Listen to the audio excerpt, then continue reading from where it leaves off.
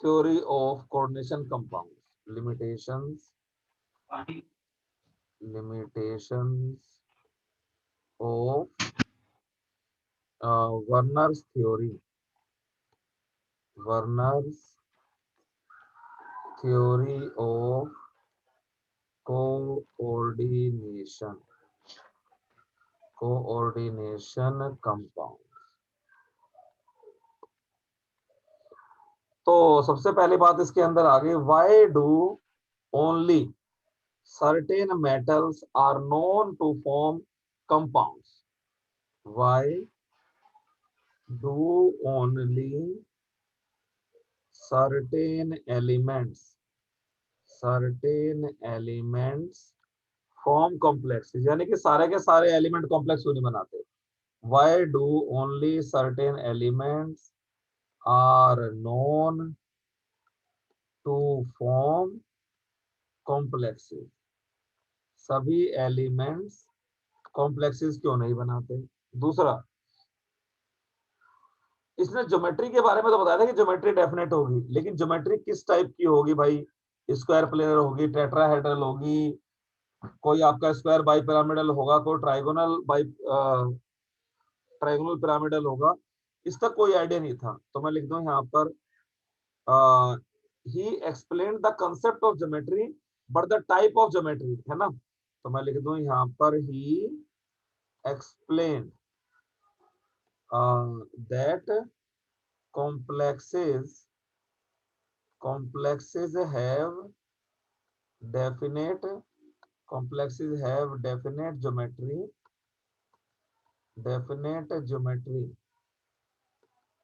but he failed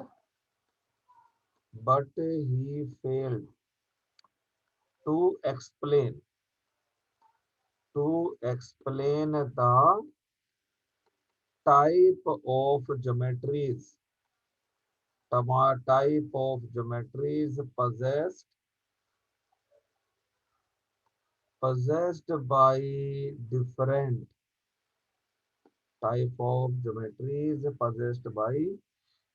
different complexes या different coordination compound. अलग अलग कोऑर्डिनेशन कंपाउंड की ज्योमेट्री अलग अलग थी, इसका उसको कोई आइडिया नहीं था। तीसरी कमी, why do these complexes why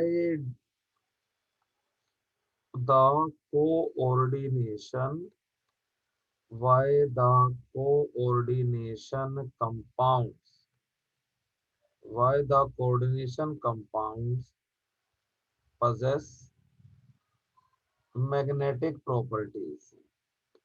यानी कि कुछ कोऑर्डिनेशन कंपाउंड्स आपके डाईमैग्नेटिक हैं, कुछ कोऑर्डिनेशन कंपाउंड्स आपके पैरामैग्नेटिक हैं। तो इसका भी इसको कोई आइडिया नहीं था। और जब मैग्नेटिक प्रॉपर्टी की हम तरफ चले गए तो ऑप्टिकल प्रॉपर्टीज की, है ना? इसने अगला पूछा, why do the complexes possess characteristic colours? अलग अलग कॉम्प्लेक्सेस के कलर अलग अलग है, ठीक है? अब इन लिमिटेशंस को ओवरव्यू करने के लिए ना इनको तो इंट्रोड्यूस की गई वैलेंस बॉन्ड थ्योरी। अब वैलेंस बॉन्ड थ्योरी हम पढ़ेंगे बाद में, उससे पहले हम पढ़ेंगे कॉम्प्लेक्स के बारे में, लिगेंड्स क्या है इसके अंदर, ये सारी चीजें क्या है। तो पहली बात देखो, यहाँ पर मैं कॉम्प्लेक्स की बात करूं, अगर मान लो मेरा ये कॉम्प्लेक्स है K4FeCN6, ठीक है? तो क्या मैं इस K4FeCN6 को ऐसे लिख सकता हूँ 4KCN.FeCN2? लिख सकते हैं इसको ऐसे, तो है ना? लेकिन ऐसे लिखने में परेशानी ये हो गई आपकी कि यहां से मुझे लग रहा है कि ये दो सोल्ट्स का मिक्सचर है, नहीं कि पोटेशियम साइनाइड एक सोल्ट है और आपका एक पैरासाइनाइड है आपका। लेकिन अगर हम डबल सोल्ट की बात करें तो जितने भी हमारे डबल सोल्ट है वो क्या होते हैं? इक्विमोलर मिक्सचर, है ना? उसमें दोनों सोल्ट के जो नंबर ऑफ मोल्स होते हैं वो सिंगल सिंगल मोल होते हैं। जैसे मैं कुछ एग्जांपल दूं आपको डबल सोल्ट्स के, तो मैं यहाँ पर पहले लिख दूं, यहाँ पर it is not A double salt, ये जो है डबल सोल्ट नहीं है। तो मैं लिखूं यहाँ पर some examples of double salt. तो पहले डबल सॉल्ट को ही मैं डिफाइन कर दूं एक बार, है ना। A double salt, A double salt contains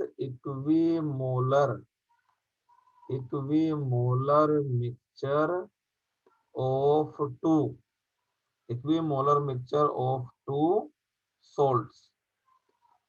ठीक है। जैसे एक आता है आपका एलम, है ना, पोटाश एलम। एक लिखते हैं हम यहाँ पर पोटाश एलम, जिसका मेनली कॉमन नाम एलम ही है। ये क्या होता है, पोटेशियम सल्फेट, और फिर होता है एल्युमिनियम सल्फेट और डॉट 24H2O।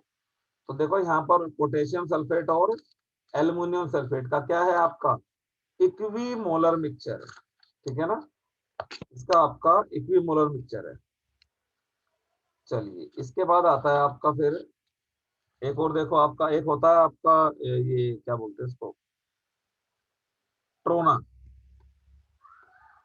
ट्रोना ये होता है आपका sodium by carbonate dot sodium carbonate dot 6H2O। ये भी एक डबल सोल्ट है आपका, सोडियम कार्बोनेट का और सोडियम बाई कार्बोनेट का। फिर एक और डबल सोल्ट है आपका कार्नालाइट। कार्नालाइट कार्नालाइट ये होता है आपका potassium chloride magnesium chloride dot 7H2O। This is कार्ना 7 6 ही होता है ये आपका 6H2O। फिर एक आता है मोहर सोल्ट, है ना, जिसका हम लेबोरेटरी में करते भी टाइट्रेशन। मोहर सोल्ट क्या होता है, मोहर सोल्ट बताओगे जरा, बोलो।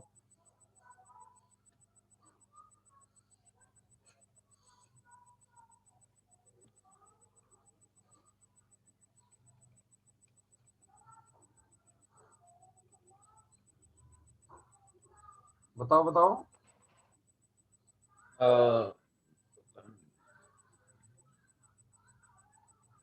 कैसे?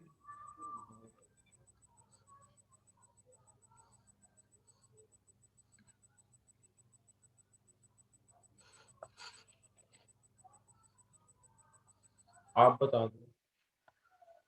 ठीक है, तो ये मोहर सोल्ट होता है अमोनियम सल्फेट और फेरस सल्फेट का मिक्सचर, मोहर सोल्ट। ये होता है आपका पोटेशियम सल्फेट, नहीं फेरस सल्फेट और ammonium sulphate, FeSO4 dot ammonium sulphate NH4 twice SO4 dot 6H2O। तो ये सारे के सारे क्या हैं आपके डबल सोल्ट। ठीक है ना, all of these are double. ये ट्रोना में आपका डाइहाइड्रेट होता है ये। ठीक है, ये हो गया ना आपको। चलिए, तो अब डबल सोल्ट में क्या होता है, इक्विमोलर मिक्सचर, और कोऑर्डिनेशन कंपाउंड में ऐसा नहीं होता।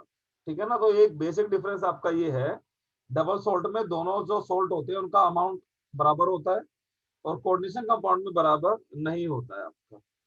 तो डबल सोल्ट जो है पूरा का पूरा डिसोसिएट कर जाएगा, अपने सारे के सारे आयन दे देगा ये। लेकिन जो कोऑर्डिनेशन कंपाउंड है वो ब्रैकेट के अंदर वाला आयन नहीं देगा आपको। अगर मैं बात करूं कि ये कोऑर्डिनेशन कंपाउंड मुझे K+ का टेस्ट तो दे देगा, बट Fe2+ का टेस्ट नहीं देने वाला। ठीक है ना, तो जैसे मैंने डिसोशिएट कर दिया, ऐसे डिसोशिएट होगा थोड़ी ना आपका ये। तो ये आपका बेसिक फर्क है आपका डबल सोल्ट में और इसके अंदर आपका। ठीक है ना, कोऑर्डिनेशन कंपाउंड में। कोऑर्डिनेशन कंपाउंड जो है, जो ब्रैकेट के अंदर जो आयन है उसका टेस्ट नहीं मिलेगा, और जो डबल सोल्ट है वो अपने सभी आयंस का टेस्ट दे देगा। तो मैं लिखता हूं यहाँ पर difference between double salt and coordination compound. Difference between double salt and coordination compound. तो पहले बात करते हैं हम यहाँ पर डबल सोल्ट की। यहाँ पर लिख दो आप डबल सोल्ट, और यहाँ पर लिख दो कोऑर्डिनेशन कंपाउंड, कोऑर्डिनेशन कंपाउंड। तो पहला तो वही, it contains equimolar mixture of two simple salt, है ना। It contains two simple salts, two simple salts, in equimolar proportion,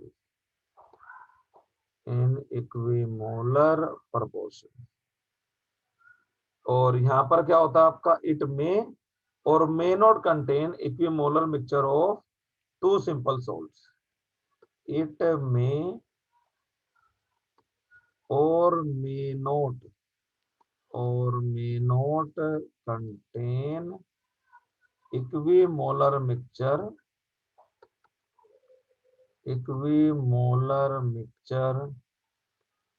of two or more salts।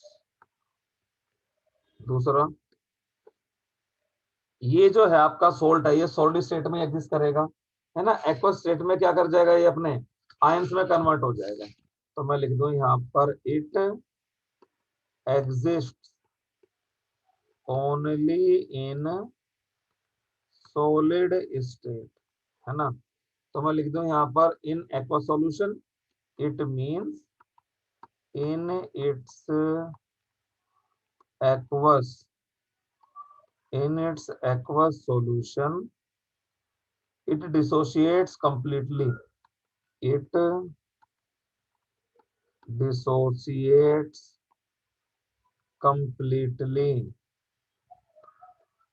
into its ions,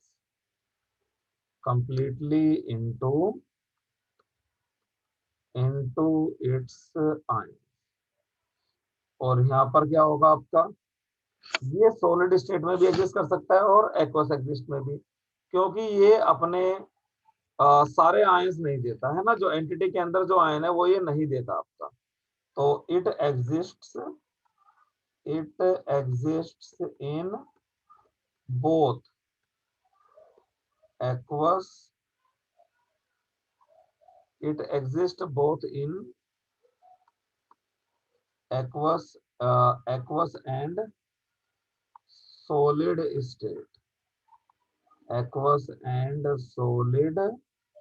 state, और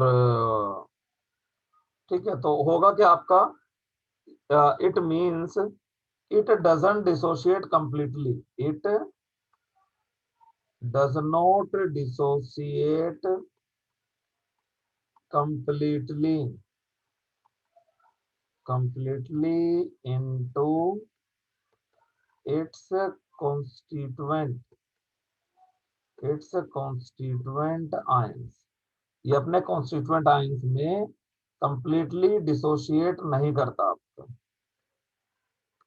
तीसरा difference आपका, यानी कि जब हमने डबल सॉल्ट को पानी के अंदर डाला तो ये पूरी तरह डिसोशिएट हो गया, यानी कि ये अपनी आइडेंटिटी लूज कर देगा, है ना। तो मैं तीसरा लिख दूं यहाँ पर, it loses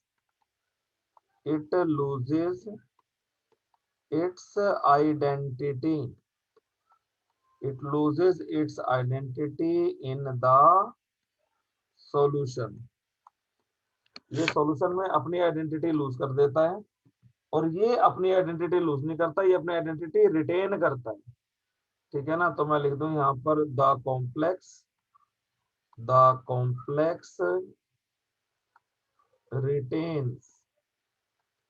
retains its identity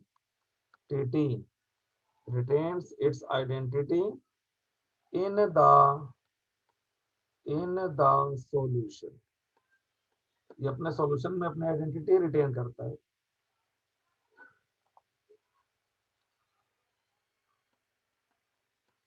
Fourth, its properties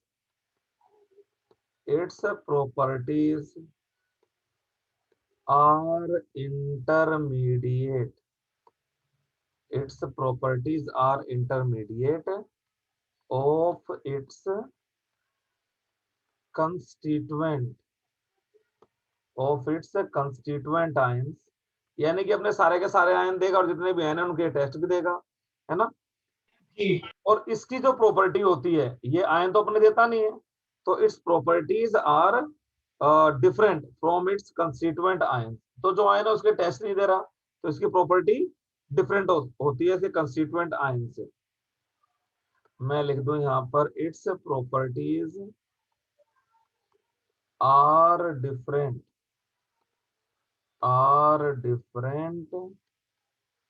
from its constituent ion. पांचवी बात, जो आपका डबल सोल्ट है इसमें सिर्फ आयनिक वैलेंसी यानी कि प्राइमरी वैलेंसी ही सेटिस्फाई होती है, तो मैं लिख दूं यहां पर only primary valencies of metals are satisfied. इसके अंदर दोनों, मैं लिख दूं यहां पर both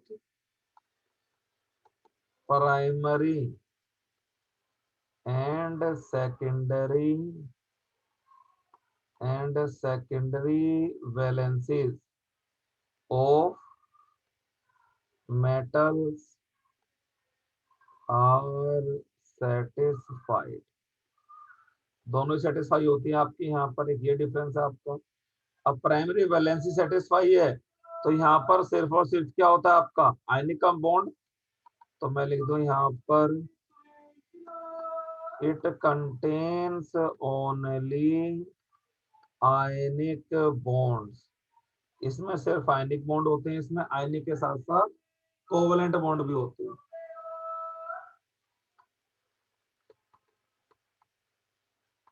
it contains both and covalent bonds. तो ये डिफरेंस हो गया आपका कोऑर्डिनेशन कंपाउंड में और इसमें।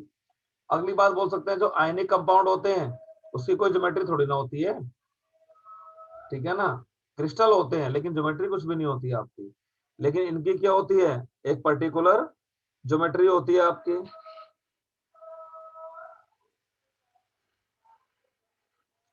और प्राइमरी सेकेंडरी वैलेंसी सेटिस्फाई हो गई आपकी, प्रॉपर्टीज डिफरेंट हो गई आपकी, ठीक है। और मैं लिख दूं सातवां यहाँ पर difference, they don't possess definite geometry। इनकी ज्योमेट्री फिक्स नहीं होती आपकी, and they possess definite geometry। they possess definite geometry। इनकी जो ज्योमेट्री होती है वो क्या होती है आपकी, डेफिनेट होती है। they possess definite geometry। चलिए आगे चलते हैं हम इसके बाद। अब जब कोऑर्डिनेशन कंपाउंड की हम बात कर रहे थे तो सबसे पहले चीज इसके अंदर आती है आपकी है ना, some important terms in coordination compound. Some important terms in coordination compound. सबसे पहला आ गया आपका लिगेंड्स। जो ब्रैकेट के अंदर जो सेंट्रल एटम मेटल एटम के अलावा जो भी स्पीशीज है ना, उनको हम बोलते हैं लिगेंड्स। तो लिगेंड्स क्या हुए आपके, these are the atoms molecule और anions. these are the atoms molecules or anions which donate a pair of electron, which donate a pair of electrons to the metal atom or metal cation or the metal ion and form a coordinate bond and form a coordinate bond with it। और उसके साथ क्या बनाया, वो एक coordinate bond बनाते हैं। इनको लिगेंड्स बोलते हैं। और these are the atoms which form, है ना, these are the atoms and which donate, है ना, are called ligands। इनको लिगेंड्स बोलते हैं। अब लिगेंड जो होते हैं ना आपके, उसके पास जो असल में जो लिगेंड्स हैं, दे आर लुईस बेसिस। तो मैं लिख दूं यहाँ पर लिगेंड्स आर लुईस बेसिस, है ना, लुईस बेसिस। वो लुईस बेस है आपके जो अपना लोन पेयर दे सकते हैं। अब लिगेंड का जो क्लासिफिकेशन है, इसके बाद आता है पहली चीज एक आपकी डेंटिसिटी, ठीक है ना, डेंटिसिटी। तो डेंटिसिटी ऑफ ए लिगेंड, इसका मतलब ये है कि किस लिगेंड के पास कितनी लिंकेज साइट्स है, मतलब कहां कहां से वो अपना लोन पेयर डोनेट कर सकता है। तो मैं लिख दूं यहाँ पर the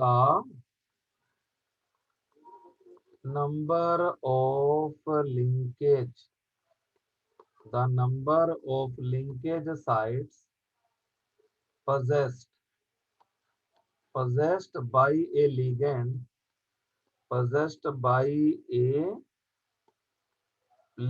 the number of linkage sites possessed by a ligand is called its denticity, ठीक है ना। तो इसके बारे में आगे हम बात करेंगे, डेंटिसिटी ऑफ ए लिगेंड की, ठीक है ना, कितनी लिंकेज साइट्स होती हैं उसके पास।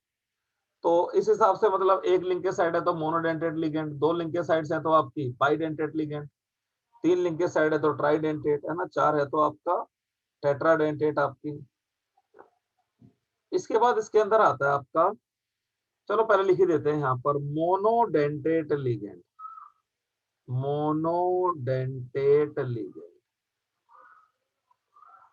These ligands possess only one linkage site. These ligands possess only one linkage site, है ना, जैसे OH माइनस हो गया और आपका NO2 माइनस हो गया आपका, या ये अमीन हो गया आपका, N के पास लोन पेयर है, या अमोनिया हो गया, है ना। इसके बाद आता है आपका बाइडेंटेट लिगेंड, नाम से पता लग रहा है, bidentate ligand, these ligand possess two linkage sites।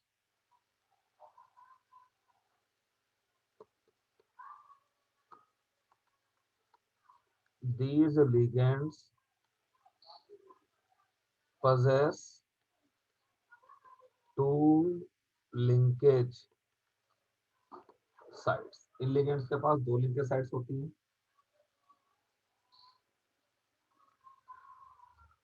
जैसे साइनाइड आयन हो गया आपका, ये इथेन 1,2 डायमीन है ना, या ऑक्सीलेटो लिख दूं मैं, CO माइनस COO माइनस, ये दो लिंकेज साइट्स हो गई आपकी, ठीक है। ऐसे चलता रहेगा आगे ये। तो फिलहाल अभी तो डेंटिसिटी से हम आगे आते हैं। इसके बाद आता है आपका chelation.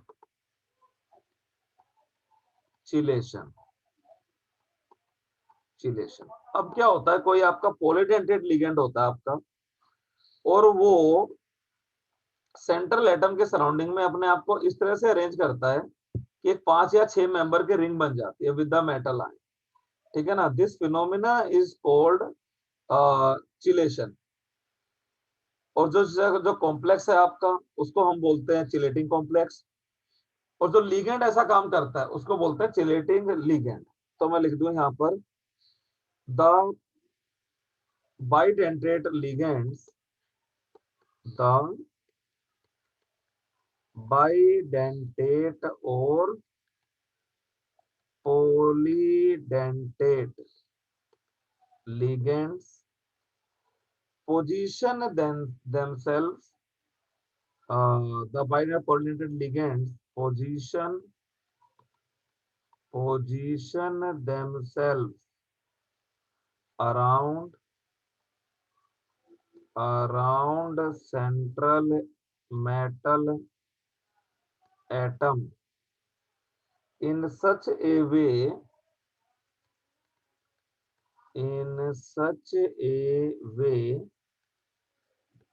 that five or six membered ring is formed. That 5 or 6 membered ring is formed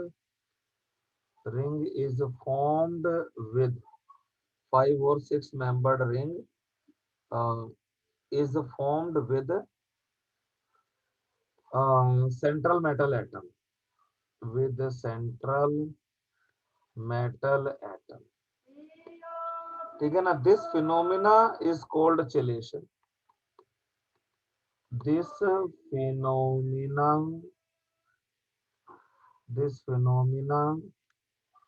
is called chelation. इस फिनोमिना को क्या बोलते हैं, चिलेशन बोलते हैं। और जो लिगेंड ऐसा करता है उसको बोलते हैं chelating ligand. The ligand making the chelating complex are called chelating ligand,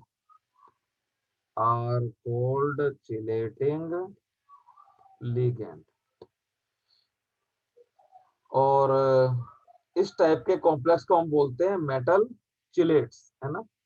और मैं लिख दूं यहाँ पर, such types of complexes are called metal chelates. बताता हूँ कैसे। देखिए यहाँ पर मान लो मैंने एक कॉम्प्लेक्स लिख दिया आपका CR इथेन 1,2 डायमीन थ्राइस और 3+ पॉजिटिव चार्ज हो गया। या बाहर मैं Cl3 भी लिखूं कोई फर्क पड़ता नहीं है उससे कुछ भी आपको, हमें तो खाली अंदर एंटिटी की बात करनी है। तो ये हो गया CR इथेन 1,2 डायमीन को आप देखिए कैसे होता है आपका NH2 CH2 CH2 और NH2, है ना। थोड़ा सा इसको मैं इधर दिखा दूं, इससे भी बॉन्ड बनता हुआ दिखता है आराम से, डेटिव बॉन्ड, ये चीज। तो ये एक बाइडेंटेट लिगेंड है, यहाँ से लोन पेयर डोनेट करता है, यहाँ से लोन पेयर डोनेट करता है। तो देखिए कितने मेंबर के रिंग यहाँ से बन रही है आपकी, 1 member, 2 member, 3 member, 4 member, 5 member के रिंग बन रही है ना। और ऐसे ही थोड़ा सा मैं और यहाँ पर लिख दूं आपका अगला, ये हो गया NH2 CH2 CH2 NH2, यहाँ से भी आपके रिंग बन गई आपकी। Next NH2 CH2 CH2 NH2, यहाँ से भी ये डोनेट हो गया आपको इस तरीके से, है ना। और बाहर क्या हो गया आपका Cl3 बन गया। तो इसको बोलते हैं चिलेशन। थोड़ा सा इसको सिंप्लीफाई करके लिखें, इतनी पास ना लिखने हो तो इथेन 1,2 डायमीन को हम ऐसे लिख देते हैं En, और एक लिंक के साइड यहाँ से हो गई आपकी, एक लिंक के साइड यहाँ से हो गई, ऐसे ही दूसरा इथेन 1,2 डाइमीन, ये यहाँ से लिंक कर दिया, ये यहाँ से लिंक कर दिया। ऐसे अगला इथेन 1,2 डाइमीन, यहाँ से लिंक कर दिया, यहाँ से लिंक कर दिया, और यहाँ पर लिख दिया हमने Cl3। तो इस टाइप से भी शो कर देते हैं इसको, है ना। तो 5 मेंबर रिंग बन जाती है आपकी। अगर लिगेंड में कोई और भी ले लूं तो हो सकता है 6 मेंबर रिंग भी बन जाए आपकी। देखो जैसे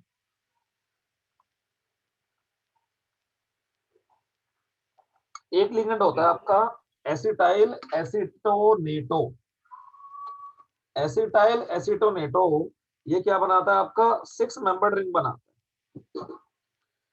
तो 1 मिनट, 30 मिनट का हो गया ना, बनना ज्यादा हो